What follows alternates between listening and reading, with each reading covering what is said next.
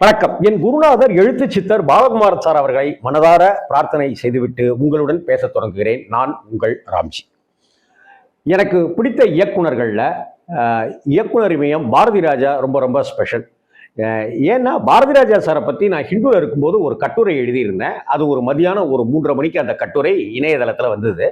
அன்று இரவு 9:45 எனக்கு ஒரு ஃபோன் வந்தது. யாருன்னு தெரியல. நான் ஆஃபீஸில் தான் இருக்கேன். இன்னும் ஒரு 1/4 மணி நேரத்தில் கிளம்பணும். அப்போ அந்த ஃபோனில் பேசினவர் ராம்ஜியா அப்படின்னாங்க. ஆமாம், ராம்ஜி தான். ராம்ஜி சார் வணக்கம், நான் பாரதி ராஜா பேசுகிறேன் அப்படின்னாரு. திக்குன்னு ஆயிடுச்சு எனக்கு. சார் அப்படின்னு அமர் சொன்னான், நீங்கள் எழுதியிருக்கிற கட்டுரை எனக்கு அனுப்பிச்சி வச்சான்.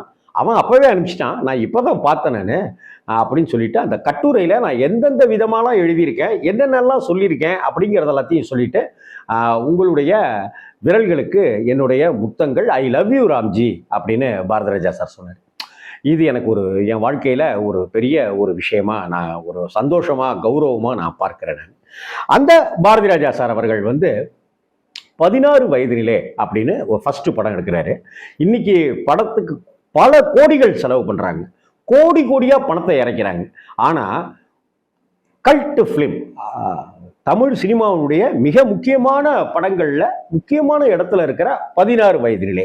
இந்த 16 வயதினிலே திரைப்படத்துக்கு பாரதி ராஜா சார் எவ்வளவு பட்ஜெட்டில் படம் எடுத்தார் அப்படின்னா வெறும் 5 லட்சம் ரூபாயில தான் 16 வயதினிலே படத்தை எடுத்தார்.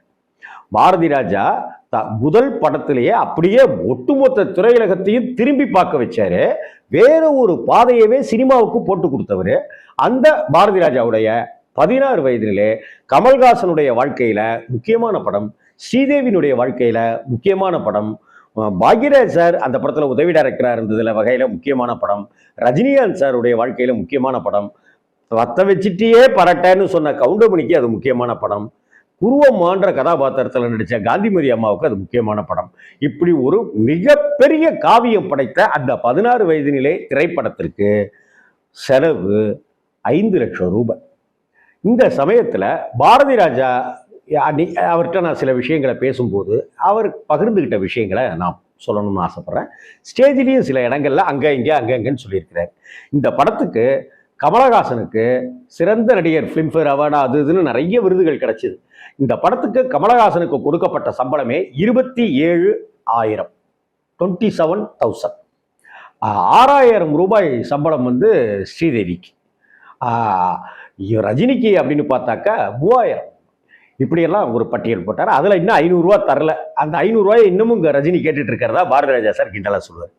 இந்த படம் எடுக்கலாம் அப்படின்னு முடிவு பண்ண சமயத்தில் பாலு மகேந்திராவை தான் கேமராமேனா அவர் போடணும்னு முடிவு பண்றாரு. பாலு மகேந்திராவோடைய கேமரா மேல அவருக்கு அவ்வளாதி ஒரு காதல் பாரதி ராஜா சாருக்கு. ஆனா அந்த சமயத்துல பாரதி ராஜா அவர்கள் இவர் பாலு மகேந்திரா சார் பெரிய பீக்குக்கு போயிட்டாரு, பயங்கரமா பரபரப்பாயிட்டார். அதனால இவர் என்ன பண்றாரு, நிவாஸ் அவர்களை இந்த படத்துக்கு கூப்பிட்டுக்கிறாரு. நிவாஸ் ஆல்ரெடி நண்பர்களா இருந்தாங்க, இன்னும் கூடுதலா நெருக்கமாயிடுச்சு. அந்த நிவாஸ் யாரு அப்படின்னு சொன்னாக்க சந்தோஷ் சிவன் கேமராமேன் இருக்காரு இல்லையா, அவங்க அப்பா சிவன் மிகப்பெரிய ஒளிப்பதிவாளர். அது மட்டும் இல்லாம இந்தியாவுக்கு வெளிநாட்டிலிருந்து இந்தியாவுக்கு வரக்கூடிய ஒரு முக்கிய உபகரணங்கள், டெக்னாலஜி கொண்ட லென்ஸுகள் கொண்ட அந்த கேமராலாம் அவர்கிட்ட தான் இருக்கும். திருவனந்தபுரத்துல போய் அங்க அவர்கிட்ட வாடகைக்கு கேமராவை எடுத்துட்டு படமாக்குவாங்க. அந்த வகையில சிவன் சார்கிட்ட போய் தான், சந்தோஷ் சிவனுடைய அப்பா அவர்கிட்ட போய் தான் அந்த கேமராக்களெல்லாம் வாங்கிட்டு இவங்க வாடகைக்கு எடுத்துக்கிட்டு போறாங்க. அப்போ மைசூரில் போய் படத்தை எடுத்துடலாம் அப்படின்னு முடிவுக்கு வராங்க. அம்மன் கிரியேஷன்ஸ் SA ராஜிகன் அவர்கள் தான் இந்த படத்தை தயாரிக்கிறாரு. அப்போ தான் இவருக்கு மகனும் பிறந்திருக்கான், மனோஜும் அப்போ அந்த சமயத்தில் தான் பிறந்திருக்காப்புல. அப்போ வீட்டுக்கு ஒரு ஒரு ஒரு ஒண்டு கொடுத்தன வீட்டில் பாரதி ராஜா சார் இருக்காரு. அந்த வீட்டுக்கு SA ராஜிகன்னும் அவங்க ஒய்ஃபும் வராங்க. SA ராஜிகன்னுவை பாரதி ராஜா சார் முதலாளி அப்படின்னு தான் கூப்பிடுவாரு. அவருடைய மனைவியை, SA ராஜிகண்ணா அவருடைய மனைவியை அக்கான்னு தான் பாரதி ராஜா சார் கூப்பிடுவாராம். அவங்க 2 பேரும் குழந்தை தூளில தூங்கிட்டு இருந்தா குழந்தை மேல அப்படி பணக்கட்டு 10,000 ரூபாயை வச்சுட்டு படத்தை ஆரம்பிங்க, இந்த படத்தை எடுத்துக்கிட்டு வேலையை ஆரம்பிங்க, அப்படியே படத்தை ஆரம்பிச்சிருவோம் அப்படின்னு SA ராஜிகன் சொல்ல நெகிழ்ந்து போயிருக்கிறார். ஆனால் வீட்டில் அரிசி கிடையாது, பால் வாங்க காசு கிடையாது, வாடகை கொடுக்கறதுக்கு காசு கிடையாது. பாரதி ராஜா சாருடைய ஒய்ஃபு கேட்டதுக்கு, இது முதலாளியோட காசு, படத்துக்கான காசு, இதுலேருந்து 10 காசு கூட தரமாட்டேன் நான், எங்கள் அண்ணன் வருவான், அவன்கிட்டேருந்து கேட்டு வாங்கிக்க, இல்லாட்டினா உங்கள் குடும்பத்துலேருந்து கேட்டு வாங்கிக்க அப்படின்னு சொல்லிட்டு பாரதிராஜா சார் கிளம்பி வந்துட்டார்.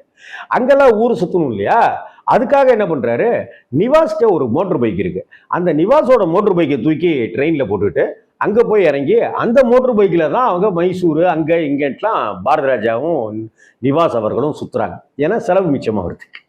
அதுக்கப்புறம் அங்கே என்னடானாக்கா கமல், ரஜினி, ஸ்ரீதேவி இவங்க 3 பேருக்கும் இளநி, மற்ற படத்தில் யூனிட்டில் இருக்கிறவங்க எல்லாருக்கும் வடை, இப்படி தான் கொடுத்து சமாளிக்கிறாங்க. ஒரு கட்டத்தில் வறுமை, கஷ்டம், வாடகை கொடுக்கல, காசு இல்லை. இந்த சமயத்தில் பாரதிராஜா அவருடைய மனைவி வந்து அந்த யூனிட் தங்கியிருக்கிற அந்த இதுக்கு வந்து லெட்டர் ஒன்று போடுறாங்க. அந்த லெட்டர் வந்து ஷூட்டிங் ஸ்பாட்டுக்கு பாரதிராஜா சார் போயிட்டதுனால இவருக்கு கிடச்சிருக்கு, எஸ் ஏ ராஜ்கண்ணு சார் கையில் கிடச்சிருக்கு. ஐயோ என்ன முக்கியமான விஷயமோ தெரியலையே அப்படின்னு சொல்லிட்டு அவர் பிரித்து படிச்சிருக்கிறாரு. அது மாதிரி நீங்கள் அதுலேருந்து காசு கொடுங்கன்னு சொன்னால் நீங்கள் காசு கொடுக்காம போயிட்டீங்க, இங்கே ரொம்ப பால் வாங்கவே காசு இல்லை, வீட்டு வாடகை தரலேருந்து சத்தம் போட்டிருக்காங்க அப்படி இப்படிலாம் சொன்ன உடனே உடனடியாக சென்னைக்கு ஃபோன் பண்ணி பாரதிராஜா வீட்டுக்கு போய் பணத்தை கொடுங்க அப்படின்னு சொல்லிட்டு அவங்க வீட்டில் இருக்கிறவங்ககிட்ட சொல்லிட்டார். இங்கே வந்து பாரதிராஜாவை கண்ணாபண்ணான அறிவு இருக்காயா அவனுக்கு, படம் டைரக்ட் பண்ணுறது முக்கியமா இல்லை குழந்தை பால் கழுவுதே அதுக்கு பால் வாங்கி கொடுக்குறது முக்கியமா, சரியான லூசியா நீனு, படம் டைரக்ட் பண்ணுறானா, படம் டைரக்டர் நீனு அப்படி இப்படின்னு கண்ணாபண்ணான்னு திட்டிகிட்டு இருக்காரு. அதுக்கப்புறம் இல்லை முதலாளியே இது உங்கள் காசு, இதை வச்சு படம், ஆனால் என்னையா நீனு என்கிட்ட சொல்ல போகுது அப்படின்னு சொல்லிட்டாரு. பண்ணிச்சிருக்க முதலாளி, ஒன்றும் கவலைப்படாத, நிம்மதியாக படம் எடு, அங்கே பணம்லாம் கொடுக்க சொல்லிட்டேன் நான் அப்படின்னு சொல்லியிருக்காரு. எவ்வளவு பண்பான தயாரிப்பாளர், அந்த பணத்துலேருந்து 10 காசு எடுக்காமல் இருக்கிற ஒரு டைரக்டர் பாரதிராஜா. இதெல்லாம் உணர்ந்து அவர் வீட்டுக்கு செலவுக்கு பணம் அனுப்புகிற பாரதிராஜாவுடைய தயாரிப்பாளரான எஸ் ஏ ராஜ்குமார். இப்படிப்பட்ட ஒரு சூழ்நிலையில் இந்த படத்தை எடுக்கிறாங்க. இந்த இதுக்கும் கமலுக்கு ஒரு ரூம் போட்டு கொடுக்குறாங்க, ரஜினிக்கு ஒரு ரூம் போட்டு கொடுக்குறாங்க, மற்ற எல்லாருமே வந்து வராண்டா, அந்த ஹோட்டல் வராண்டாவிலேயே சும்மா அப்படி படுத்துக்கிறாங்க. இவ்வளவு கஷ்டப்பட்டு எடுத்த அந்த படம் எவ்வளவு பெரிய வெற்றி அடைஞ்சது, எவ்வளோ பெரிய ட்ரெண்ட் சென்டர் படமாக அமைஞ்சது அப்படிங்கிறது தெரியும். இன்றைக்கி ஒரு படத்தினுடைய டீசர் வெளியீட்டு விழாவுக்கே கோடிகளோட நம்ம செலவு பண்ணுறோம். ஆனால் எந்த விதமான ஆர்ப்பாட்டமோ ஆர்ப்பரிப்போ இல்லாமல் வந்து அது ஒரு எவ்வளவு பிரம்மாண்ட தாக்கத்தை ஏற்படுத்துச்சு அப்படின்னு. இன்னைக்கு 16 வயது நிலையை பார்த்தாலும் கூட அந்த படத்தினுடைய ஒவ்வொரு காட்சிகளும் நமக்கு அப்படியே கண்ணில் ஊற்றிக்கிற மாதிரி இருக்கும். ஒவ்வொரு வசனங்களும் பொட்டேர்னு அரைகிற மாதிரி இருக்கும். இளையராஜாவுடைய ஒவ்வொரு பேக்ரவுண்டும் பாருங்க, இன்னைக்கு யாருமே 16 வயது நிலை படத்தினுடைய பிஜிஎம் ஈடுகட்டுறதுக்கு பிஜிஎம் பண்றதுக்கே ஆள் கிடையாது. அந்த அளவுக்கான ஒரு ட்ரெண்ட் செட்டர் 16 வயது நிலை 5 லட்சம் ரூபாய்க்குள்ளார எடுக்கப்பட்டது அப்படிங்கிறது தான் பார்க்கவே நினைக்கவே ஆச்சரியமான விஷயமா இருக்கு. அதனால்தான் இயக்குனர் இமயமாக உயர்ந்திருக்கிறார் பாரதிராஜா.